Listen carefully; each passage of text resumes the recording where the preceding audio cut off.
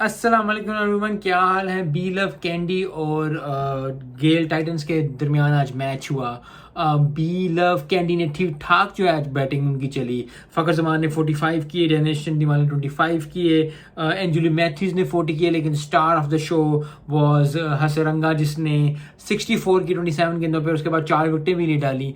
ठीक ठाक परफॉर्मेंस थी आज श्रीलंकन प्लेयर्स की, क्योंकि एशिया कप आने वाला है, एशिया कप जीते हुए हैं, चैंपियंस हैं, तो आई थिंक उनके प्लेयर्स का चलना बहुत ज़रूरी है और अच्छी परफॉर्मेंसेज आ रही हैं। आई थिंक T20 इतना ज़्यादा हेल्प नहीं करता ओडीआई में या टेस्ट में इस तरह, लेकिन पर से लेकिन एक कॉन्फिडेंस आ जाता है, एक अच्छी मोमेंटम आ जाता है बंदे का, 4-5 ओवर कराने का आ जाता है, क्योंकि अगर आपकी अच्छी बॉलिंग हो गई तो आप 15-20 ओवरों में लपेट सकते हो सारी टीम को ओडीआई में। सो आई होप के आने वाले दिनों में, आने वाले वक्त में जो है श्रीलंका जो है ठीक ठाक परफॉर्मेंस दे। हसरंगा ने ठीक ठाक परफॉर्मेंस दी, 64 स्कोर किया, 4 विकेटें ली, तो मैन ऑफ द मैच वो हुए।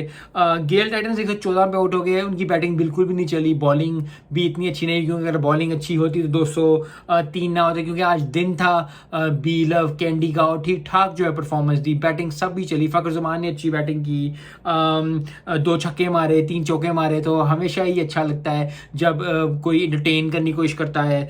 9 चौके मारे हसरंगा ने, बहुत ज़बरदस्त परफॉर्मेंस और किया सिर्फ 27 गेंदों पे, तो बहुत ज़बरदस्त। और क्योंकि ये चीज़ रिक्वायर्ड थी, क्योंकि कल जो है बाबर आजम ने 100 की, तो अब जो है वो स्टेप अप करनी पड़ेगी बहुत ज़्यादा प्लेयर्स को, जो लोग अच्छे प्लेयर्स हैं, जो श्रीलंका के अच्छे प्लेयर्स हैं, साउथ अफ्रीका के अच्छे प्लेयर्स हैं, ऑस्ट्रेलिया के अच्छे प्लेयर्स हैं, इंग्लैंड के अच्छे प्लेयर्स खेल रहे हैं, इंडिया के अच्छे प्लेयर्स खेल रहे हैं, जितने भी टीम्स के अच्छे प्लेयर खेल रहे हैं उनको थोड़ा सा अप करना गेम पड़ेगा, क्योंकि जब एक बंदा 100 कर देता है फिर दिमाग में आ जाता है कि यार चलो 100 हो सकता तो हम भी 100 करेंगे, और फिर आहिस्ता आहिस्ता जो है फिर वो मज़ेदार गेम बननी शुरू हो जाती है। So I be very well done to be love candy. और दूसरा मैच जो है वो बाबर आजम की टीम का है, होने जा रहा है, आई थिंक हो रहा है अभी भी।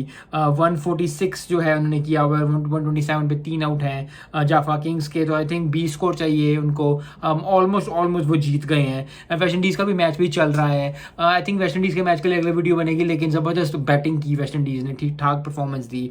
159 फॉर 5 है वेस्ट इंडीज़ पहली इनिंग्स में किया। इंडिया अभी जो है वो 60 फॉर 2, आई थिंक बहुत ज़बरदस्त कांटेदार मैच होना, क्योंकि आज अगर इंडिया हार जाता है तो बहुत मुश्किल हो जाएगी उसके लिए जीतना सीरीज़, और वो भी सीरीज़ तो वेस्ट इंडीज़ के नाम हो जाएगी, लेकिन क्योंकि जो टीम ओडीआई जीती होती है, जो टेस्ट जीती होती है, तो दे हैड अ कॉन्फिडेंस, और उनके लिए आसान था, क्योंकि जिस मोमेंटम और जिस माइंडसेट से वेस्ट इंडीज़ थी, it took a lot to get there के 2 T20 जीत के। T20 हमेशा ही अच्छा परफॉर्म करते हैं वेस्ट इंडीज़, लेकिन फिर भी यही बात होती है कि एक टीम को थोड़ा सा टाइम लगता है ऊपर आने के लिए, और West Indies was down and under, and I am very happy to see कि West Indies is performing very well.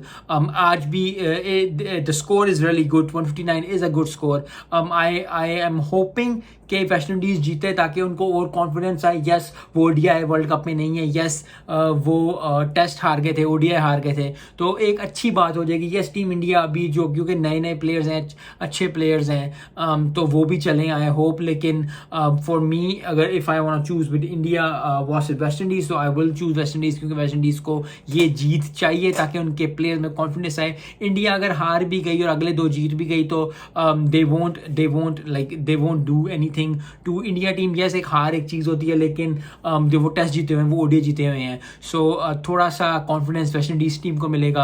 Matches तो बहुत ज़्यादा हो रहे हैं, आप लोग कौन से मैचेस देख रहे हैं, कौन सी चीज़ें आप लोगों को अच्छी लग रही हैं, you can always comment below and tell. मिलते हैं नेक्स्ट वीडियो में। अस्सलाम वालेकुम।